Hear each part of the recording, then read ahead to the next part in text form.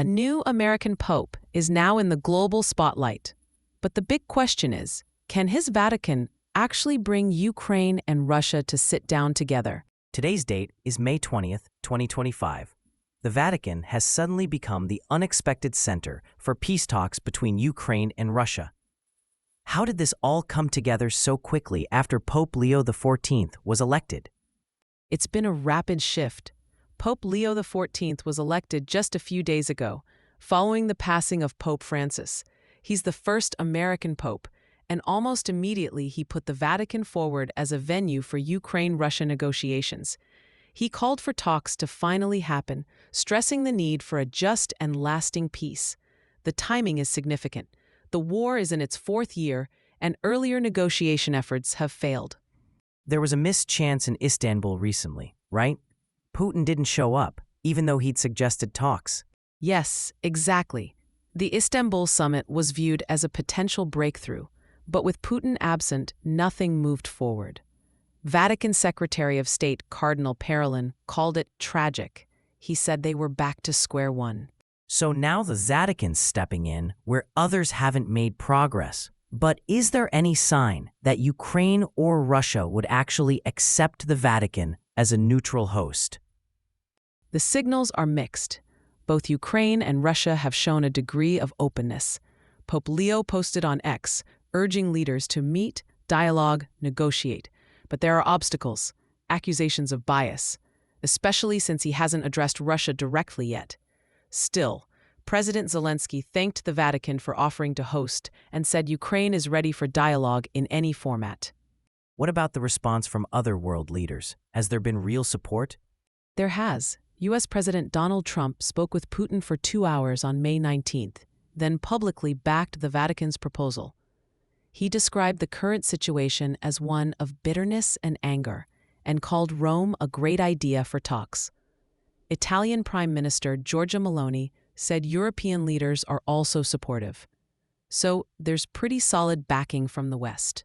But does this amount to real momentum, or is it mostly symbolic? That's really the central question.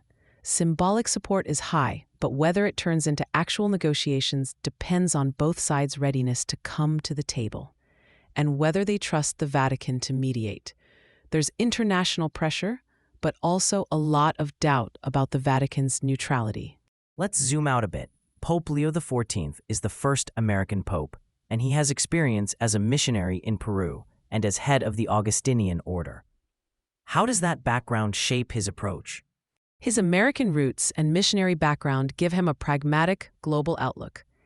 He's less tied to European traditions than previous popes, which may make him more adaptable.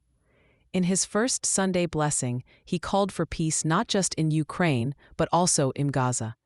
He even quoted the idea of a third world war in pieces. So his agenda is broad. He's not just focused on one conflict. And his comments on Gaza were pretty direct. He called for fighting to stop, for humanitarian aid, and for hostages to be released. Could this wider peace focus influence how global powers see the Vatican? It could, yes. Taking clear positions, especially on ongoing conflicts, can make the Vatican a stronger moral voice. But it also means taking risks with diplomatic relationships, especially with countries directly involved.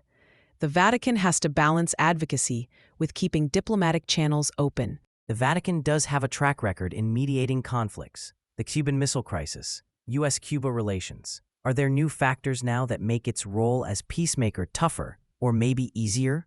The fundamentals remain: impartiality, moral authority, and trust.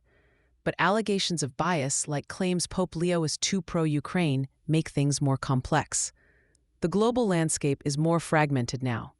Still, Ukrainian religious leaders, such as Archbishop Shevchuk, consider Pope Leo a potential ally and have even invited him to visit Ukraine. So the Vatican's back in the diplomatic center, but is its reputation as a neutral mediator at risk if these bias concerns stick around? That's really at the heart of it. The Vatican's success depends entirely on trust from both sides. There's some hope, but also plenty of skepticism. Whether that trust can be built or rebuilt will determine if these negotiations actually happen. And in the end, Will Pope Leo's American background help or hurt these efforts? It could go either way. His background brings a fresh perspective, but it also invites scrutiny. If he can use that to build trust, it might be a turning point, not just for Ukraine and Russia, but for the Vatican's global role. Thanks for laying that all out. The world will be watching to see whether peace talks in Rome actually move forward.